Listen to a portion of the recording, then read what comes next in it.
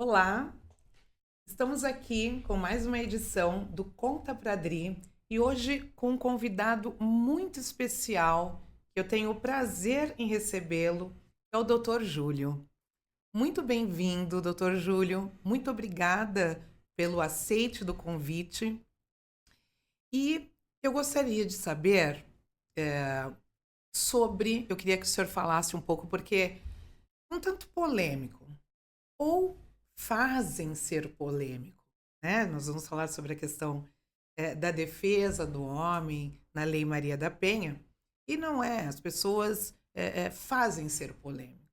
Então, eu gostaria que o senhor se apresentasse, falasse mais sobre o grupo KWS e Lei da Maria da Penha em Foco. Perfeito. Adriana, muito obrigada. Professora Adriana Vasconcelos, um prazer enorme estar aqui dividindo esse tema tão polêmico, né? Tão palpitante como a Lei Maria da Penha, tão importante também, né? Nos dias de Sim. hoje. E agradecer o convite e estar aqui no seu canal desse podcast. É muito bacana porque eu estou falando com a futura vereadora de São Paulo. Isso é muito importante, é um marco, pelo menos para mim. Então eu me sinto lisonjeado de estar aqui hoje, compartilhando um tema tão bacana como esse. Então, Adriana, nosso escritório, o Grupo KWS, nós somos hoje o maior escritório do Brasil na defesa do homem na Lei Maria da Penha. Aí a pessoa fala, mas por que você quis defender o homem, né? Mas você não defende a mulher? A pergunta geralmente ela vem nessa direção. E, na verdade é porque a mulher ela não precisa da defesa de um advogado geralmente. Ela já Uhum. tem uma rede de apoio muito qualificada.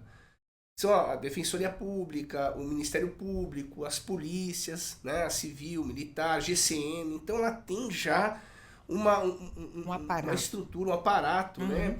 legal e estrutural que dispensa essa busca pelo advogado, né? E aí, quem precisa geralmente é o homem, que acaba sendo intimado de medidas protetivas, ele precisa se defender. Então, o nosso escritório é vocacionado na defesa na Lei Maria da Penha. Lógico, a gente atende mulheres, atendemos, mas é muito mais atendimento focado no homem.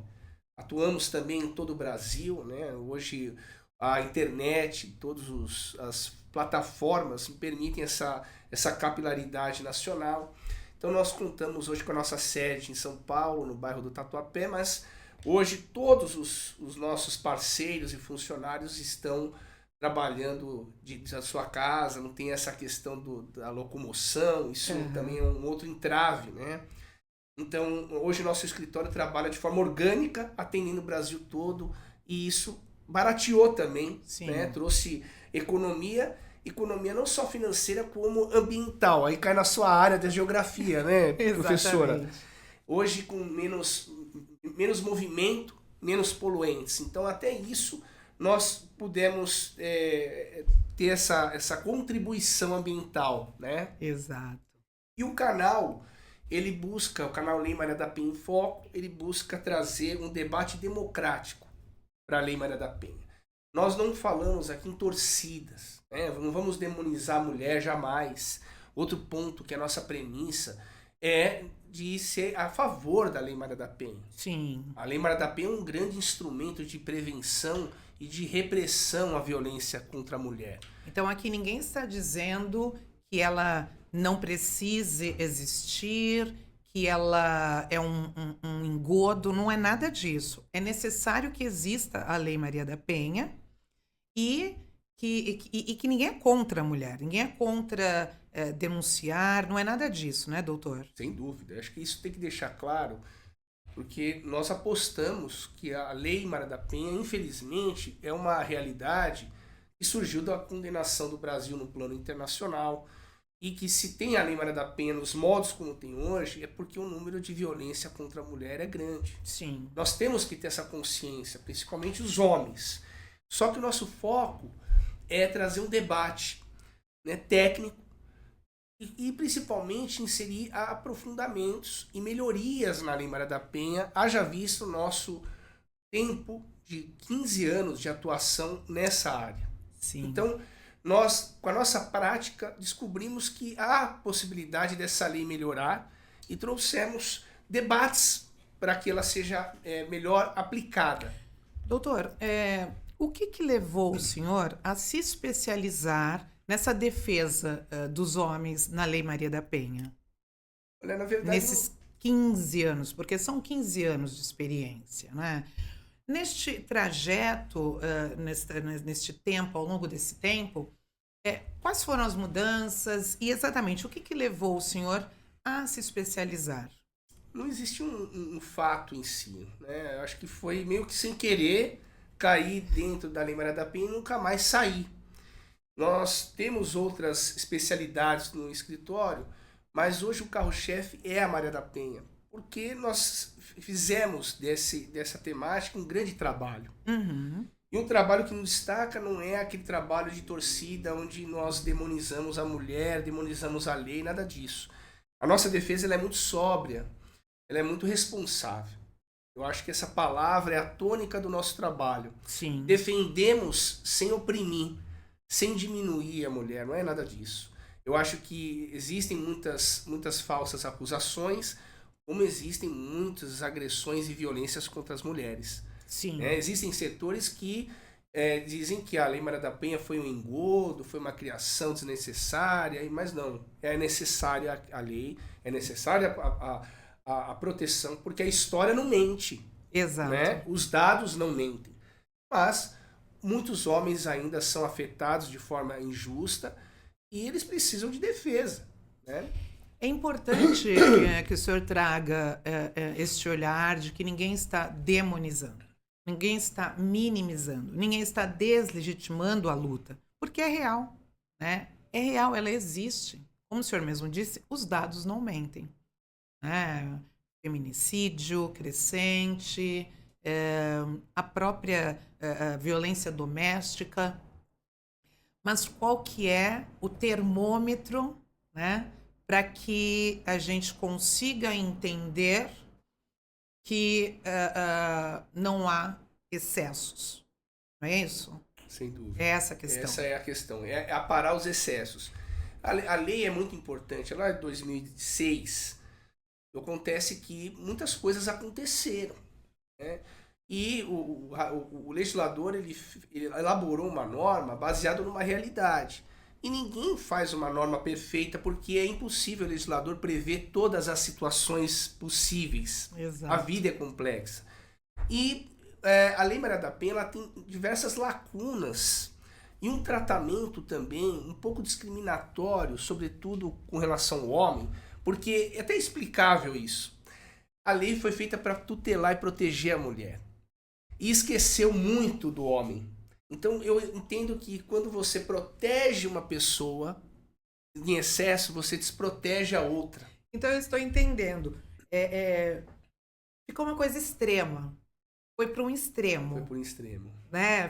Foi para um extremo e aí potencializou-se muito, mas também neste extremo podem acontecer injustiças. É aí que acontecem as injustiças. É uma aplicação extremada, eu acho desequilibrada. Desequilibrada. Acho que podemos aperfeiçoar e continuar protegendo. Sim. Inclusive, o senhor tem umas propostas de melhoria, né? E isso é fundamental. Porque quando a gente aponta, né, muitas vezes as pessoas criticam, mas não vêm com propostas. Isso é importante. Isto é uma dinâmica necessária para que melhore. Né? Não é só apontar, só criticar ou dizer, não, mas como que vai defender o homem? Não. Calma. Respira-se e coloca-se aí melhorias, né? E uma das primeiras propostas que o senhor coloca é sobre a prorrogação das medidas protetivas somente em evidências mínimas. Então, eu gostaria primeiro que o senhor explicasse para a audiência o que são as medidas protetivas e por que a gente pensa em prorrogá-las. Perfeito, ótima pergunta. Então, antes de falar da nossa crítica, vamos falar do objeto da crítica, né? Sim. A principal ferramenta de proteção da mulher é a medida protetiva, ok? Aham. Nela, o juiz, o magistrado, vai impor ao homem, que é apontado por aquela mulher como um possível agressor, restrições que vão desde afastamento do lar, proibição de contato, de aproximação, enfim, uma série de restrições para proteger aquela mulher que se sente temerosa, receosa. Uhum. Perfeito? Então essa é a principal ferramenta de proteção, que são as medidas protetivas. Certo. Só que a lei foi muito sábia. Ela diz o seguinte: como que a mulher vai pedir? Nós vamos confiar na palavra da mulher? Vai. Porque a mulher, historicamente, entre história, ela foi sempre subjugada. Sim. A sua palavra foi menosprezada. Então, naquele momento, o legislador entendeu o seguinte: na dúvida, eu vou proteger essa mulher. In dúbio pro proteção. Uhum. Na dúvida, protege-se. Sim. Perfeito. Essa alteração ela foi consolidada pela Lei 14.550 do ano passado, que foi encampada pela própria senadora Simone Tebet. Tá. Então, ela na verdade, positivou, criou, transformou em lei aquilo que já era dito pela jurisprudência, pela doutrina. Ótimo, tornou direito vigente. Uhum. Agora tem um problema. Nós entendemos que o início é difícil a mulher separar as provas para pedir proteção. Até ela fazer isso, muitas já morreram. Exatamente. Não é? Então, o legislador e o juiz vão acreditar na palavra dessa vítima. Ocorre que, inicialmente, o juiz acredita na palavra dela e concede as proteções. Com isso, não temos nada contra. Sim. Entendemos que é legítimo. Ocorre que, muitas vezes, essa protetiva ela se prolonga no tempo. Depois de 6 meses, a mulher ela pede a prorrogação dessas protetivas. Ou o homem busca a revogação, o juiz intima a mulher, a vítima, para saber se ela se sente temerosa. E muitas vezes as protetivas são mantidas ou prorrogadas com base na palavra unilateral dessa mulher que se diz vítima. Quer dizer que nada mudou. Em 6 meses, são iniciais, passaram-se 6 meses e aí ele é intimado e ela diz, não mudou nada, eu ainda... E ainda eu quero manter as protetivas. Mas veja, ela teve 6 meses para levantar as provas. É diferente do momento inicial, que ela não tem condições de levantar as provas e vige o princípio da precaução do indúbio pró-proteção. Entendi. Então, quando se passa 6 meses e você manter uma restrição a direitos fundamentais, porque as restrições ao homem afetam direitos fundamentais. Uhum. E não dá para admitir, Adriana, que as restrições serão pautadas apenas na versão de uma pessoa. Então, me parece que aqui precisamos de um corretivo. A protetiva pode ser concedida com base na palavra da mulher vítima. Ótimo. Ok? Agora, a sua prorrogação, porque acontece depois de muito tempo, e dá tempo da vítima produzir aquelas provas de que ela se sente amedrontada, ameaçada, a prorrogação entendemos que precisa de um mínimo probatório para que essas protetivas sejam mantidas, porque afetam direitos fundamentais. É inequívoco isso, né? Então a nossa crítica, ela parte desse pressuposto. Entendi. E eu acho que faz sentido. Porque se a gente não está dizendo, não, isso está errado, não pode confiar na palavra não é nada disso. Né? Isso tem que ser muito evidenciado, porque é uma explicação aqui mais aprofundada. Não é uma coisa assim, eu vou defender porque eu vou defender. Tem ali um calço. Né? É justo. É justo. Exato. Porque, de novo, não estou dizendo que há uma mentira, mas se você tem um tempo hábil para juntar essas provas, é totalmente pertinente. Porque é isso, quase que para a vida, né, da outra pessoa. Para a vida da outra pessoa.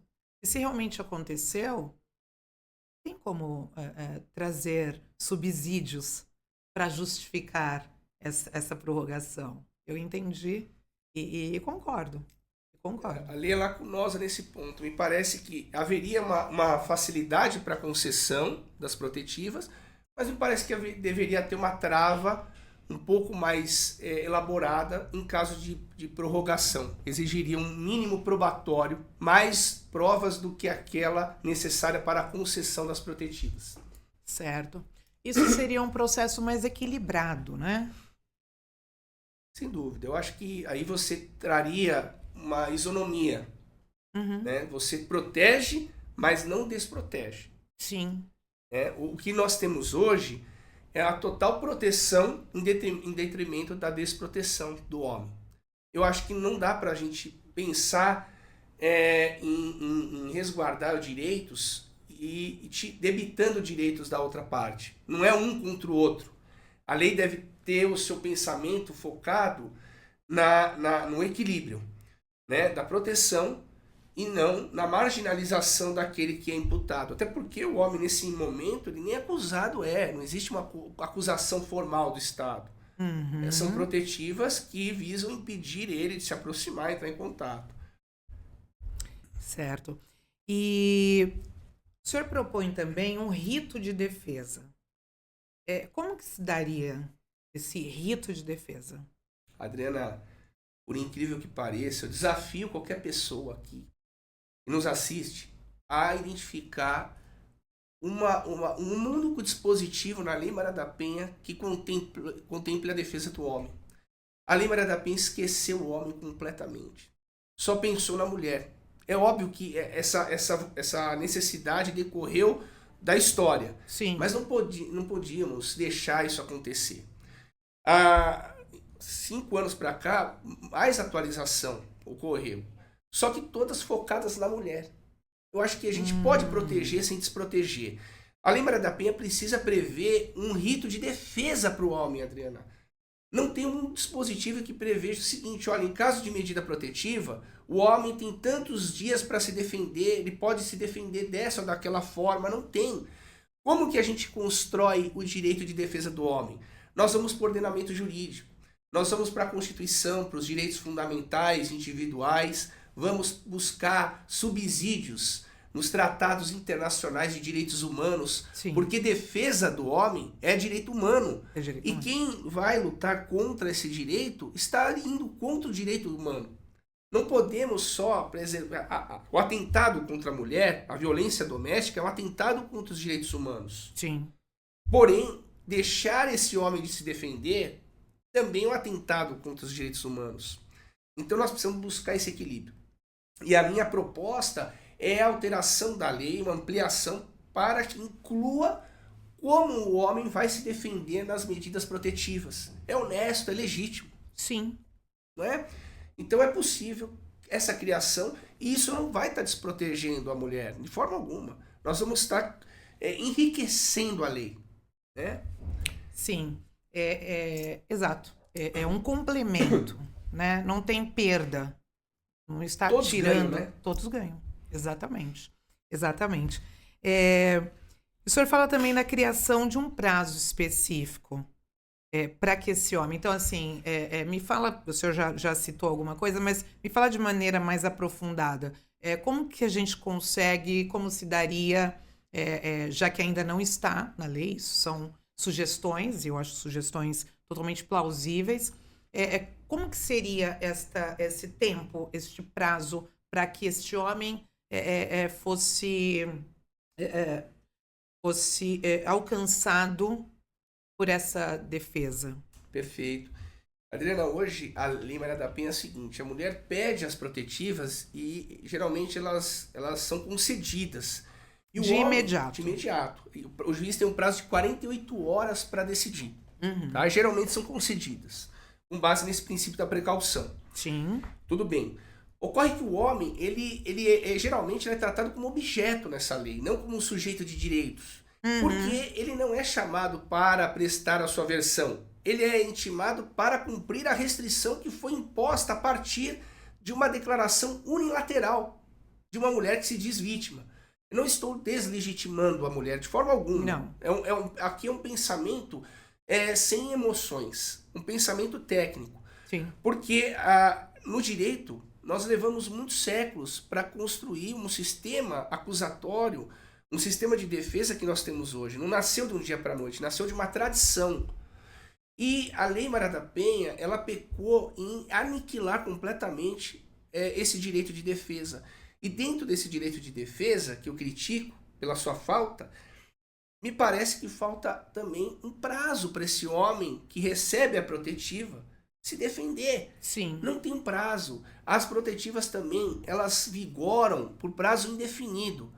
Isso por um lado, é importante, porque não dá para saber quando a violência vai acabar. Então não tem como o legislador prever. Sim. Porém, não podemos deixar num campo vazio. Então é necessário criar mecanismos que o juiz que está lidando com aquele caso concreto avalie temporalmente, a cada 3 meses, por exemplo, a necessidade da manutenção dessa protetiva. Entendi. E não essa protetiva ficar quando a mulher quer. Ad eterno, se Exato. duvidar. Muito bem, muito bem. Doutora, eu gostaria de trazer aqui, gostaria que o senhor trouxesse, nesses 15 anos, porque o que a gente está vendo aqui é uma precaução para os abusos, os excessos, né? Em 15 anos que o senhor tem de experiência, o senhor já viu acontecer, já ficou constatado algum caso que ficou constatado o excesso? O senhor já conseguiu presenciar isso? Diariamente. Diariamente, né? Infelizmente, né, doutor? Porque é excesso dos dois lados. Né? Mas a minha preocupação é o excesso da lei. Eu tolero o excesso das pessoas. É por isso que existe lei. Sim, né? exato. Para mitigar isso. Uhum. Agora, quando o excesso parte da legislação, parte de algo institucionalizado, isso é preocupante. Sim. Né? Isso tolhe direitos, porque ali cabe a legislação, porque a lei da Maria da Penha é uma lei ordinária, que está abaixo da Constituição. Tá. E ela deve também respeitar a hierarquia, Sim. né, das normas.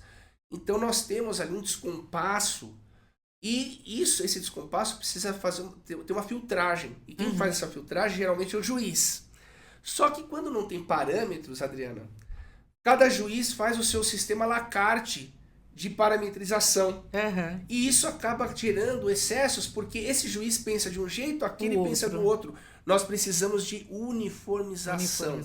Então esse é o papel ou da lei, mudanças legislativas, ou do CNJ, criando protocolos para que todos os juízes obedeçam. Né? Tenha então, aonde se pautar. Tem onde se pautar. Boa, muito bem, muito bem. Quais seriam os benefícios práticos para essa alteração para o acusado quanto ao sistema de justiça? O acusado, veja, ele está numa posição hoje de objeto. Tá. Ele é aquele intimado, ponto, você não tem direito a nada. E só quando eu entender que as protetivas não estão mais surtindo o seu efeito desejado, eu te comunico. Hoje, o homem é tratado dessa forma. Ele está à revelia. Está à revelia. Tá. Então, hoje, se as coisas continuarem como estão, a minha concepção, Adriana, é que assim, quando você tira todos os direitos, você não ouve aquele homem, você potencializa a violência. Porque é um efeito contrário. É um efeito que ele falou, olha, se eu não estou sendo ouvido, ele geralmente vai cometer violência. Sim, então a gente está indo para uma barbárie.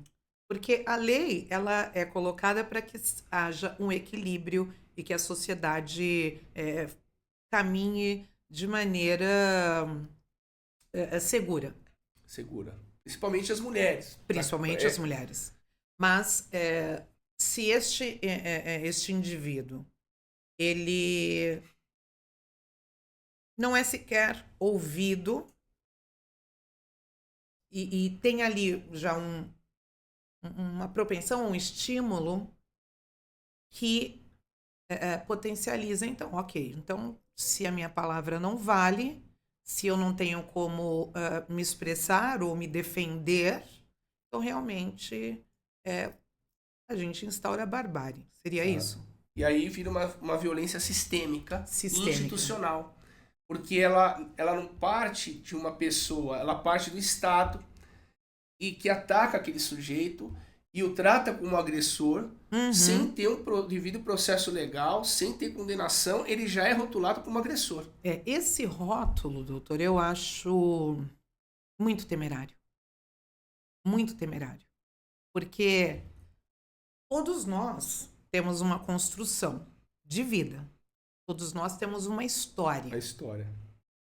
E aí taxar, e você taxa, você apaga todo o histórico, você apaga toda essa construção anterior e você bate um carimbo de agressor. A partir daquele momento, o que vem primeiro? Não é o indivíduo, é o O agressor. agressor. Não é esta pessoa que em determinado momento ou durante toda a vida contribuiu de maneira saudável. E aí, em algum momento também houve alguma questão e que não foi dado direito de resposta, de defesa e agressor. Isso causa um prejuízo efetivo na vida dessa pessoa posteriormente. Porque além de ela não ter essa escuta e esse direito à defesa, todas as portas se fecham. E aí, qual é este efeito para este indivíduo? Né? Já falamos da potencializar a violência, a gente joga essa pessoa à margem, é isso? O efeito é difuso. Não dá para mensurar. Uhum, O efeito é a longo prazo também. sim. Não é só Não é momentâneo. momentâneo Porque só. o homem recebe essa intimação, geralmente o processo já está no Jus Brasil lá. Qualquer pessoa pesquisa. E a pessoa ela vai pela chamada. Ah, é agressor. Olha, Pronto. não sabe da história, não sabe o que aconteceu, mas esse homem está perdido pessoalmente, Uhum. socialmente, profissionalmente, em todo aquele ciclo, aquele microsistema no qual ele está inserido, ele está comprometido. Então, veja que mesmo que essas protetivas sejam depois futuramente revogadas, porque serão, porque nada é para sempre, não é uma pena, mas acaba se tornando uma pena perpétua, É, indiretamente. exatamente. E nós não estamos percebendo isso. Ora, se a protetiva busca proteger aquela mulher em particular, por que não tratar esse processo como sigiloso? Por que toda a sociedade precisa saber que aquele homem tem protetiva contra aquela mulher? Então me parece que a coisa foi construída na maldade, tá, Adriano? Eu acho que eu não acredito muito, às vezes, que a situação foi sem querer. Eu acredito que muitas coisas foram de propósito criadas para não só proteger, mas para humilhar. E nós não precisamos disso. Eu acho que nós podemos continuar protegendo, devemos, nosso compromisso, mas sem essa hostilização, sem humilhar aquele que recebe a proteção. Então, ele pode, na verdade, tirar os dados dele, daquela medida protetiva, dos órgãos de consulta. Porque não faz sentido, não tem uma razão prática para sustentar a manutenção daquelas informações de ordem pública. Então, uma das teses que eu defendo, das propostas, é trazer tanto para a vítima quanto para o homem intimado o segredo de justiça, que os dados não sejam divulgados. Sim, o que eu estou aqui pensando que o que foi programado e o que foi apresentado é como se fosse uma vingança. Vou me vingar de todos os homens. Exato. Essa parece a leitura. Parece a leitura. É muito simplista, mas é o que, para traduzir. Mas eu acho que você foi feliz na sua colocação. Acho que resumiu um discurso. Foi uma vingança, porque não poderia estar isso acontecendo. Eu digo isso porque, num extremo, esse homem já não estaria mais nem convivendo na sociedade. ele já teria sido levado a cumprir uma pena, talvez, mas não é o caso. E aí ele fica taxado e condenado. E condenado. E a condenação social, ela é pior Social. do que a condenação institucional. Porque a condenação institucional tem um dia de começo e um dia de final. A condenação social, ela dura para sempre. Exato. Né? Principalmente hoje com a internet, com os meios de comunicação todos virtuais e instantâneos. Hoje você consulta a vida de uma pessoa num botão. Exato. E ele leva essa pecha para sempre. O sobrenome dele. Exato. Doutor, eu penso que enquanto professora, e aí eu vou pedir a opinião do senhor, que se nós viemos de uma educação machista e patriarcal, onde a mulher teve aí anos e anos de luta para conseguir ter direitos, para conseguir... E aí eu quero deixar muito evidente que não é para ser melhor que o homem. Né? Na cultura, no continente africano, a gente tem o matriarcado. E o matriarcado não tem nada a ver com o feminismo. Não estou falando mal do feminismo. O matriarcado é um equilíbrio na sociedade onde a mulher é a coluna da sociedade e o homem tem a sua importância. E eles convivem, isso estou falando de África ancestral, harmoniosamente, porque o homem entende qual é a importância da mulher e a mulher também entende a importância do homem dentro dessa sociedade. Então ela não compete, o homem não compete com a mulher não compete com o homem.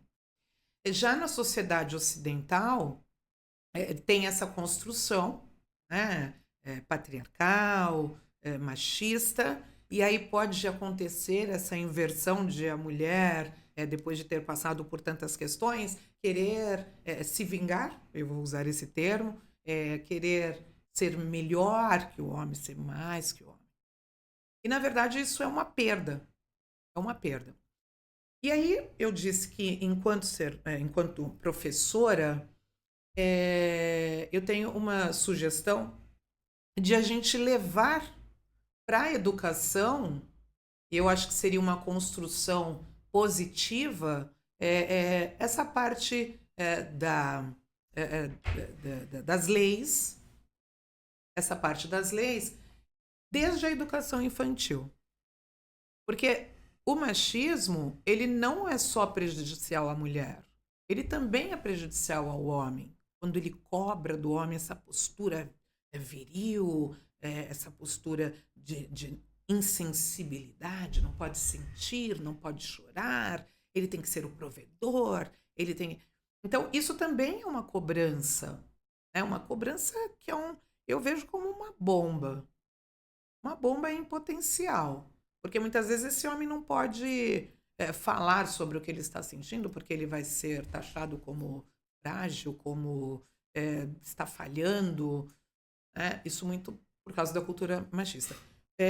O senhor, nesses 15 anos de experiência, sendo um homem, o que o senhor acha dessa construção dentro das escolas? Trazer o direito para dentro das escolas, colocar essas conquistas das mulheres e também colocar essas sugestões que para mim são brilhantes, porque a gente está procurando um equilíbrio.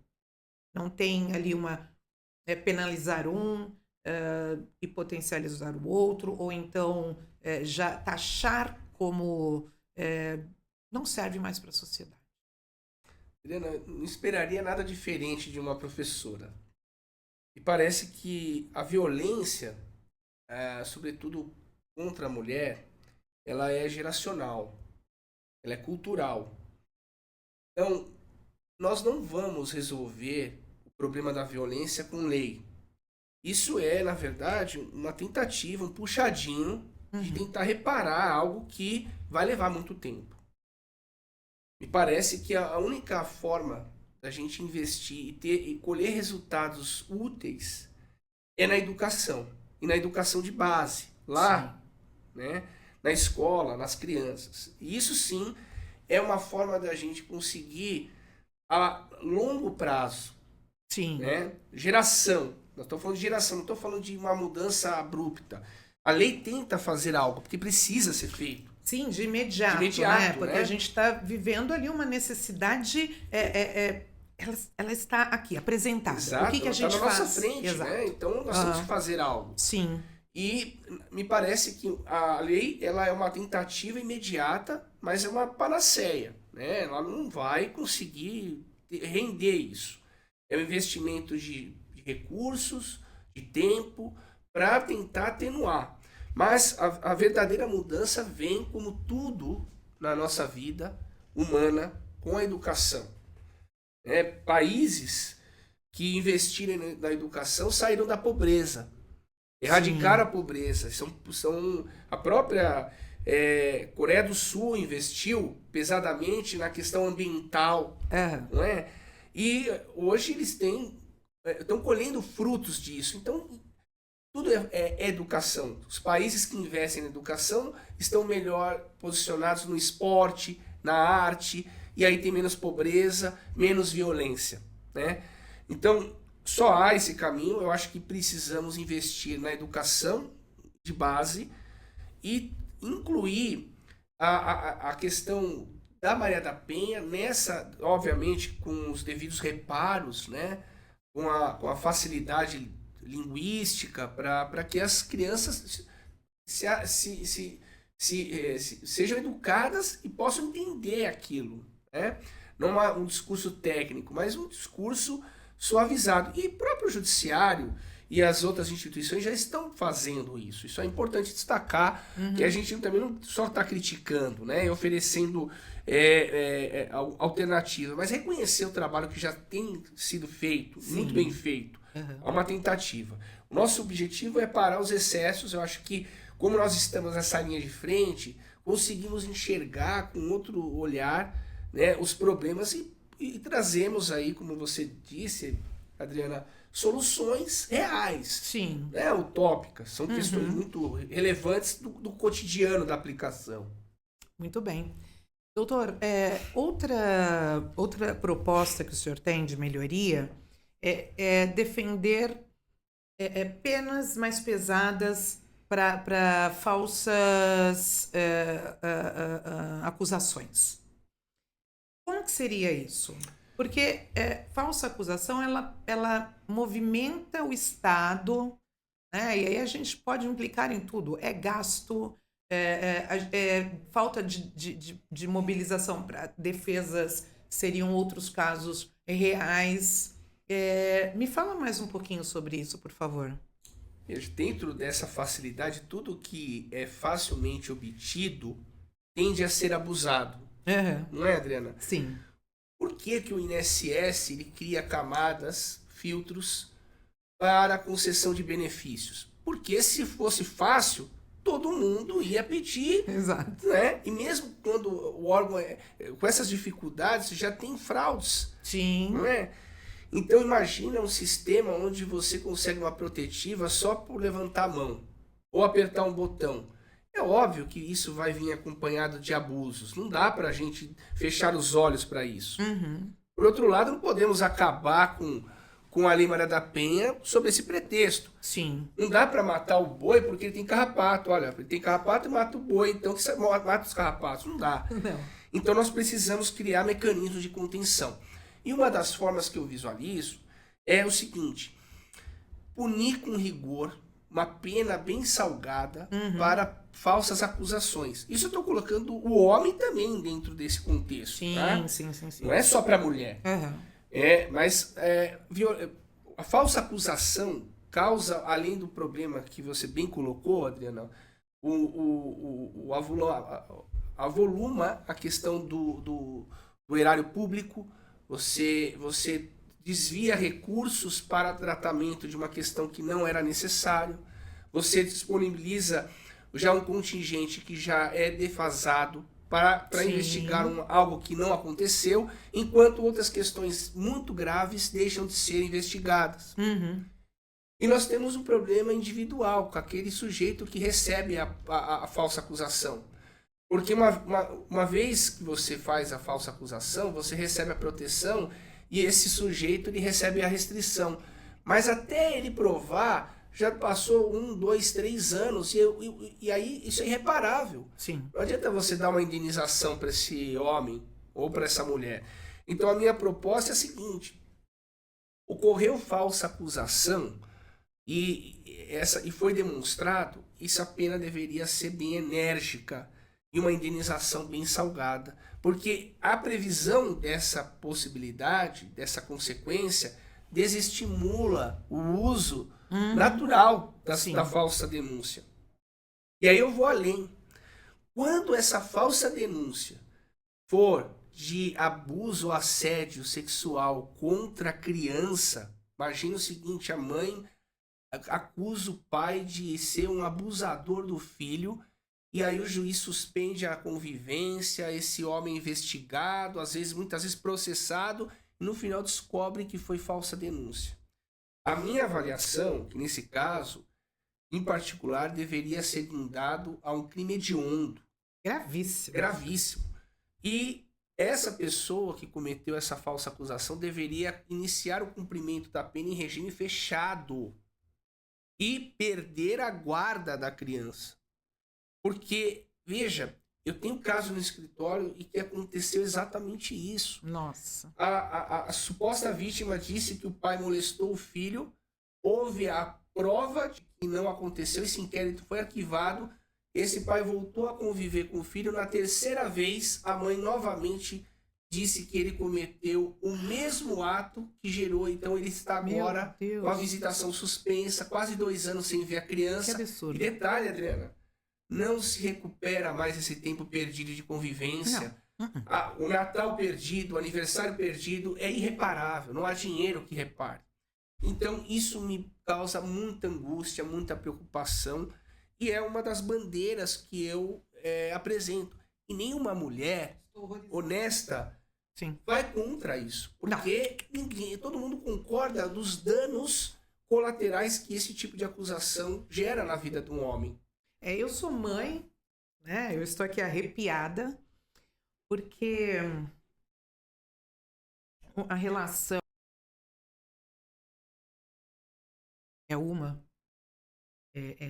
Não é tão simples, né? Ali no momento você não vai conviver? Não, calma. Vamos.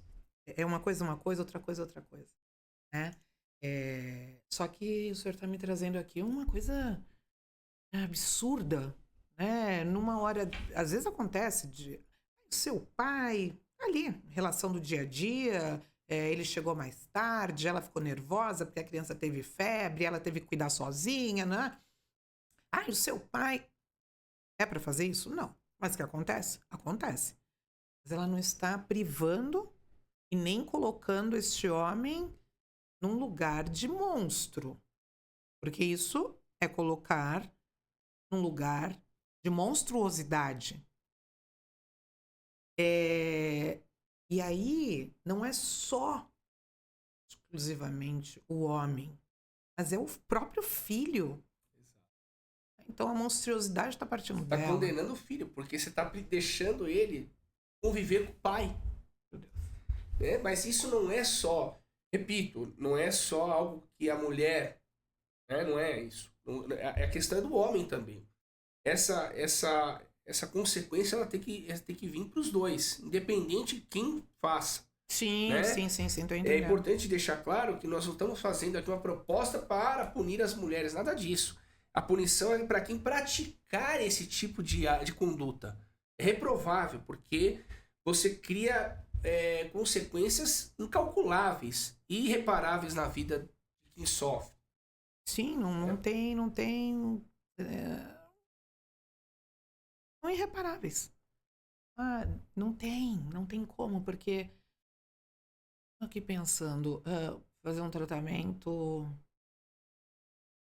psicológico? Mas e o tempo que foi roubado? Não tem mais jeito, não tem mais volta, né? Gente, deixa eu me recuperar aqui. Porque eu fiquei realmente muito mexida. Porque é de uma irresponsabilidade, de uma maldade absurda. É hediondo. É Hediondo hediondo. e a lei deveria tratar essa situação como hedionda também, é a Sim, nossa proposta. isso. Doutor, a revogação implícita automática, quando a vítima age de forma contraditória, é uma proposta que pode levantar aí muita polêmica. Como que a gente faria isso na prática? Adriana, eu vou te explicar uma coisa bem simples. E vocês vão responder. Quando a mulher vítima pede medidas protetivas, é porque ela se sente amedrontada, em risco. Sim. E por isso que a protetiva ela é concedida. Perfeito? Ocorre que muitas vezes a vítima, quando pede protetivas, ela liga para o homem, ela vai até a casa dele, ela vai até o encontro. Então veja, gera uma situação contraditória, né, Adriana? Ó, mas você está em risco e como você entra em contato com aquela pessoa contra quem você disse estar em risco? Então, nesses casos, a lei é omissa. Então, eu rotulo isso como revogação implícita. Quando a vítima age dessa forma contraditória, ela está dizendo para o Estado, de forma implícita, nas entrelinhas, que ela não está mais em risco. Ele não representa perigo. Exatamente. Então, o juiz, diante dessa situação, deveria revogar as medidas protetivas porque o comportamento da vítima se mostrou contraditório e revelador de que ela não está mais em risco. Certo, entendi. Essa é a revogação implícita, que não é nada de fora da curva. Sim. Né? É reconhecer no comportamento a vontade da vítima de Sim. revogar a protetiva. Porque se tem medo, mas continua o convívio. Qual o risco? Não tem necessidade de proteção. E nessa, muitos homens acabam até presos, Adriana. Porque enquanto a protetiva está vigente, Ele não existe pode uma ter. ordem judicial. E aí, quando a vítima ela busca o contato e esse homem corresponde, depois eles voltam ao relacionamento debaixo daquela medida protetiva. Ele vai E quando preso. acontece uma briga, ela liga para a polícia e fala: olha aqui, olha, ele descumpriu a protetiva. Então aqui vai uma recomendação. Quando tem protetiva e as partes querem reconciliar, é fundamental você, homem, exigir que a mulher tire a protetiva. Caso contrário, não caia nessa cilada de voltar ao relacionamento debaixo da medida protetiva, porque isso pode dar no futuro uma interpretação de descumprimento de protetiva. Olha, mais um ponto é a confidencialidade das medidas protetivas para ambos, vítima e acusado, é um ponto sensível. Qual a importância desses processos, que esses processos tramitem? Adriana, eu sou adepto aqui, defendo que as segredo. protetivas devem ser confidenciais, devem tramitar em segredo de justiça. Porque ela busca proteger uma pessoa determinada. Então, se a protetiva foi concedida, então o homem já sabe que não pode se aproximar daquela mulher determinada. Por que os seus dados? Por que a sociedade tem que saber que aquele homem tem protetiva? Essa exposição eu acho desnecessária e isso acaba prejudicando o homem no seu trabalho, no seu microsistema, nas suas relações. Né? Me ocorreu aqui uma pergunta que não sei se é pertinente, porque daí já é num âmbito que eu não domino. Mas digamos que essa medida protetiva realmente tem aí um fundamento. Nós estamos falando aqui de medidas protetivas que são abusivas. Mas digamos que ela tem um fundamento. Só a penalização, entre aspas, né? O senhor acha que resolve? Estou dizendo da medida protetiva que tem fundamento, que realmente houve ali um abuso por parte do homem. O senhor acha que só a medida protetiva muda esse comportamento? Eu penso que a medida protetiva ela só é eficaz para homens honestos. Homem que é temeroso, homem que respeita a lei. Uhum, Agora, se você tem uma protetiva para um homem que não respeita a lei, essa protetiva é inútil, uhum, né? Porque isso não vai arrefecer a violência, sim. né? Mas ela é uma camada importante, Uhum, né? Eu estava discutindo com a minha esposa isso. Eu vejo que, de fato, quem quiser violar a protetiva, viola, mas tem sim, as consequências. tem Então, consequências. ela funciona para aqueles homens, que é a maioria, que respeita a lei. E ela não vai surtir efeitos para aquele que não tem respeito à legislação. E para esses, com razão, existe prisão preventiva, existem métodos mais enérgicos. Tá. Né? Eu pensei nessa pergunta porque, e ainda mesmo na questão de propostas de melhoria, e não sei se é viável, mas este que não respeita e ele vai ser penalizado de alguma forma, e o que respeita, se tivesse ali toda semana essa possibilidade de ele passar por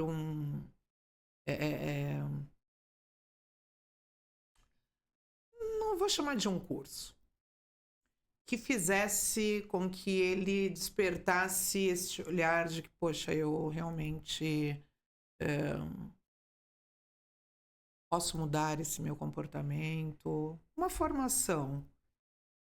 Parece que a questão, quando a pessoa usa do cachimbo entorta a boca, Adriana, Uhum, né?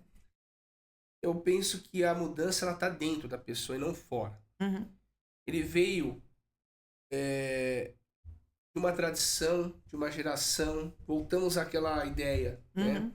O machismo está nele. Sim, Um curso não vai mudar. tá. A iniciativa é louvável, mas não é prática, não é viável. Eu acho que é mais uma forma da instituição mostrar que está fazendo alguma coisa. Mas praticamente isso é inviável. Praticamente. Uhum.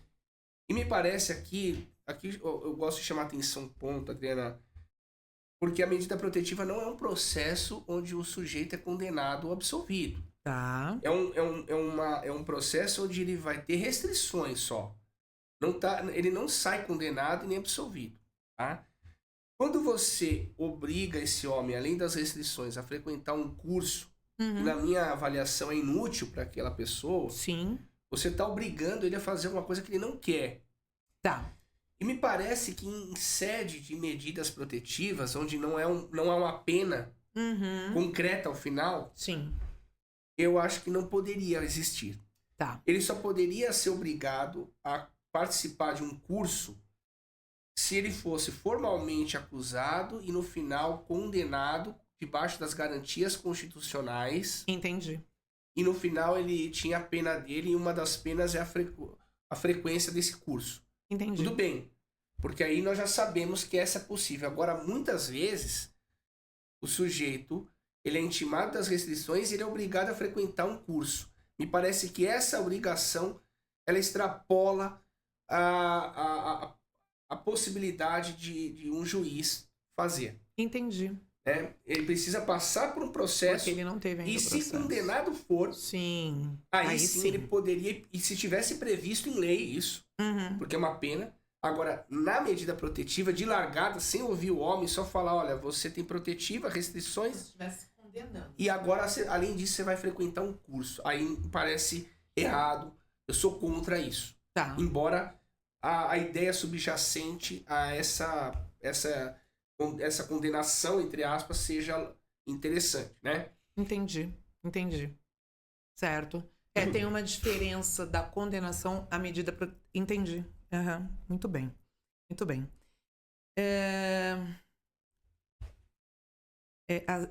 As falsas denúncias de abuso sexual sejam consideradas crimes hediondos, já falamos sobre isso, né? Regime fechado. Eu acho que isso é não tem o que discutir. Eu concordo plenamente. Porque é algo... É muito sério, é muito grave. É realmente hediondo. Hediondo. É E a lei realmente... tem que tratar essa conduta como hedionda, porque se nós É não vil, criarmos é um de uma mecanismo, maldade. essa ameaça, você acaba estimulando isso tudo. Quando, repito, quando a facilidade da obtenção de um determinado direito, ele tende a ser abusado. Então precisamos criar sinalizações. Ó, você pode fazer isso, mas se estiver mentindo, as consequências serão pesadas. Atenção. Bárbaro.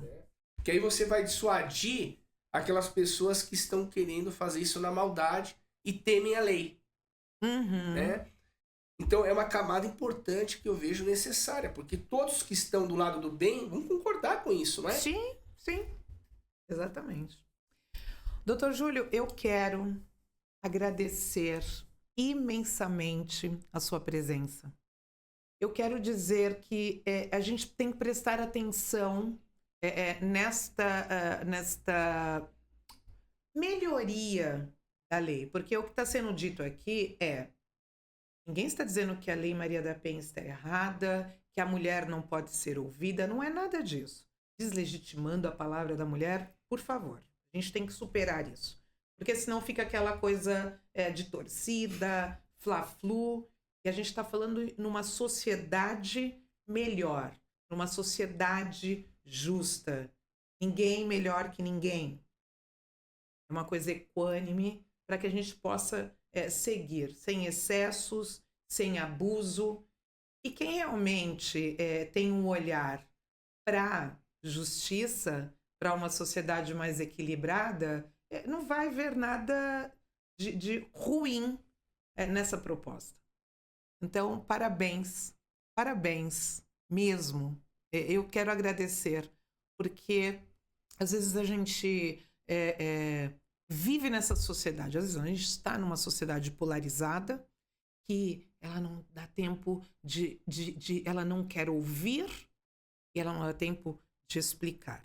E esta não explicação, este impedimento, faz com que a gente não avance, faz com que a gente não evolua, faz com que os excessos continuem acontecendo e que a gente acabe regredindo, né, enquanto ser humano.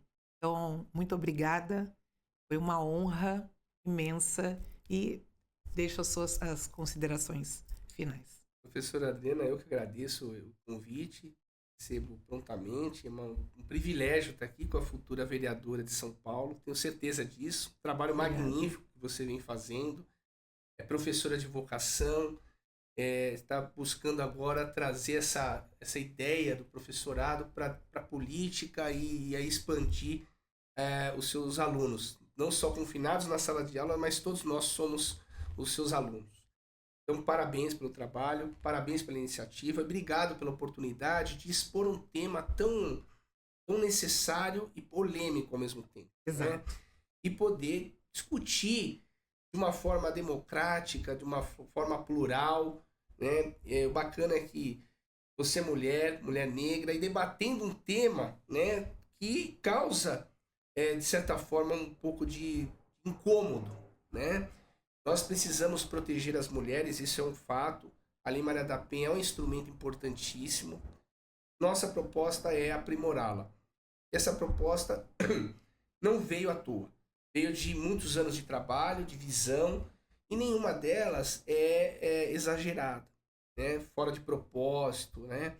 Então, me parece que são questões razoáveis que nós temos que buscar, porque nós temos uma função social, né? Você como professora, eu como advogado, não estamos nesse mundo aqui só para exercer a função. Existe algo a mais, né? O que você Exato. busca na política, né? E nós buscamos também de outras formas de debater isso para termos uma sociedade mais justa, né? Então agradeço a vocês que estão nos assistindo e lembrem-se, respeitem as mulheres. Muito obrigada. Obrigado. Muito obrigada. Obrigada pela audiência e até a próxima. Muito obrigada.